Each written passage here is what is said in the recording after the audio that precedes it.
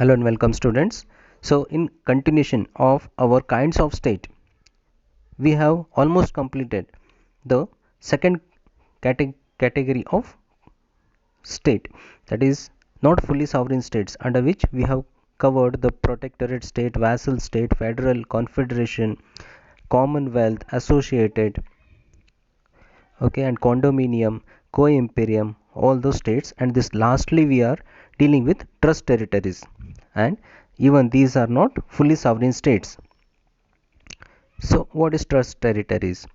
They are neither the associated states, neither the condominium states. They are not vassal state, nor protectorate state, nor federal state, nor the confederation states. Yes, then what they are? They are territories are the territories which have been placed under the trusteeship system, with the exception of Southwest Africa. Okay, or territories detached from enemy states as a result of World War II. So these territories have been detached from their enemy states so that there may not have any further occurrence of another war. So they have been detached in the sense they have been placed under the system of state responsible for administration. Another state has been given the responsibility for their administration. After the First World War, many territories came before the international scene, whose political institutions were not sufficiently developed so as to make them independent, that is, to make them sovereign. It was not sufficiently developed. It was therefore decided under the League of Nations that such territories should be placed under the administration of other states. So the system was termed as mandate system. The territories in question were to be administered by the designated allied nations, who were called mandatory states.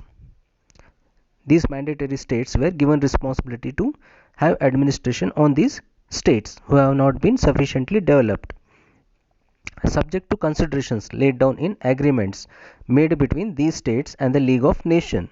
So United Nations was prior to United Nations, it was League of Nations. At that time, these territories were given a trusteeship territory. When the League of Nations was dissolved and the United Nations organization was established, there was a development, a provision was made for the improved mandate system to be called the trusteeship system, under which the mandatory states would voluntarily place the territories under their control. So the development was Trusteeship Council, an organ of the United Nations, was created to supervise the administration of territories placed under their system.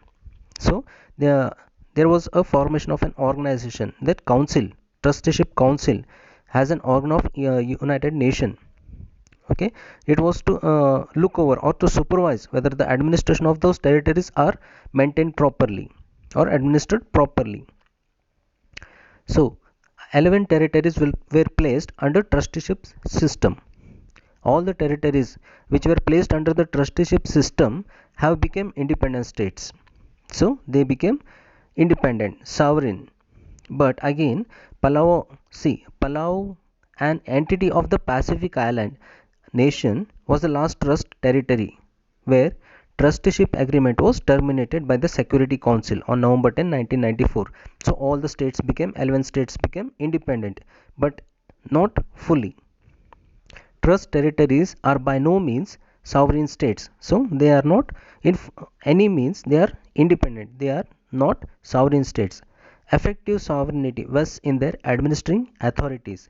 So the sovereignty independence was in the administration authorities. However, it is qualified in view of the actual restrictions placed on their powers in accordance with the trusteeship agreement. So before giving them the sovereignty, there were some restrictions placed on their powers in accordance with the trusteeship agreement and subject to supervision and accountability to the United Nations. So these trust territories are not fully sovereign states.